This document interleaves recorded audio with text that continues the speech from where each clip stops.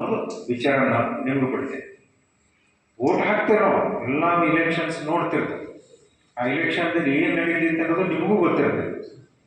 ಅದು ನಮಗೇನು ಗೊತ್ತಿಲ್ಲ ರೀ ಹ್ಯಾಂಗೆ ಇಲೆಕ್ಷನ್ ಅಂತಂದ್ರೆ ನಿಮ್ಮದು ಅದು ಇಗ್ನೋರೆನ್ಸ್. ಯಾಕಂದ್ರೆ ಡೆಮಾಕ್ರಸಿಗೆ ಫಸ್ಟ್ ಬೇಕಾಗಿತ್ತು ನಮ್ಗೆ ವೋಟಿಂಗ್ ಪವರ್ ಇರ್ತೈತೆ. ಆ ವೋಟಿಂಗ್ ಪವರ್ ನಾವು ಹ್ಯಾಂಗೆ ಎಕ್ಸಿಬಿಟ್ ಮಾಡಬೇಕು ಅನ್ನೋದು ನಿಮ್ಮ ಕಡೆ. ಆ ವೋಟಿಂಗದ್ದು ಮುಂಚೆ ಕಾಲೇಜಸ್ಸಲ್ಲಿ ಯೂನಿವರ್ಸಿಟಿಲಿ ದೊಡ್ಡ ಪ್ರಮಾಣದಲ್ಲಿ ನಡೀತಿತ್ತು. ಅದನ್ನು ಅಲ್ಲಿ ಬಡತ ಎಲ್ಲ ನಡೀತಿದ್ರೆ ಅದನ್ನು ಬಂದ್ ಮಾಡಿಸಿದ್ರು. ಬೇಡ, ವಿದ್ಯಾರ್ಥಿಗಳಿಗೆ ಇದು ಸರಿಯಲ್ಲ, ವಿದ್ಯಾರ್ಥಿಗಳಲ್ಲಿ let them score and become the leaders ಅಂತ. ಇದನ್ನ ನಾವು ಇಲೆಕ್ಷನ್ದಲ್ಲಿ ಹಾಕಿದರೆ ಹೇಗಾಗುತ್ತೆ ಅನ್ನೋದು ನಿಮಗೆ ಬಿಟ್ಟ ವಿಚಾರ. ಇದರಲ್ಲಿ ನಾನು ಹೆಚ್ಚಿಗೆ ಏನು ಹೇಳಿಲ್ಲ. ಅದರಲ್ಲಿ ನೀವು ಟೈಮನ್ನು ವೇಸ್ಟ್ ಮಾಡಬೇಡಿ. ರೈಟ್, ಎಕ್ಸಿಸ್ಟಿಂಗ್ ಒಂದು ಡೆಮಾಕ್ರಸಿ ಇದೆ.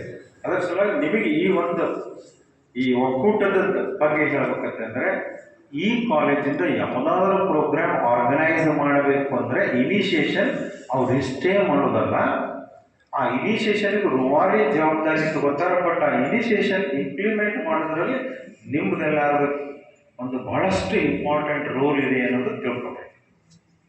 ನಂಗೆ ಸಿಗಲಿಲ್ಲ ಅಂತ ನಂಗೆ ಹೋಗ್ರಿ, ನೀವು ವಾಲಂಟಿಯರ್ ಹೋಗಿ ಈ ಪ್ರೋಗ್ರಾಮ್ ನಮ್ಗೆ ಮಾಡಿರಿ ಅಂತ ಕೇಳೋದು ಒಂದಿಷ್ಟು ಭಾಳ ಇಂಪಾರ್ಟೆಂಟ್ ಇರ್ತೀವಿ.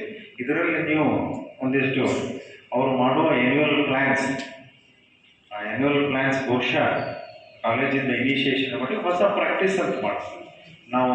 ಒಂದು ಪ್ರಾಕ್ಟೀಸ್ ಏನು, ಕ್ಲಾಸ್ ಟಾಪರ್ಸ್ಗೆಲ್ಲ ರೆಸ್ಪಾನ್ಸಿಬಿಲಿಟೀಸ್ ಕೊಡ್ತೇವೆ. ಎರಡನೇದು ಅವರೇ ಆಗಿ ಒಂದು ಬರೀ ಈ ವರ್ಷ ಹಿಡಿದು ನನ್ನ ಅಂಡರ್ ಇಷ್ಟು ಆ್ಯಕ್ಟಿವಿಟೀಸ್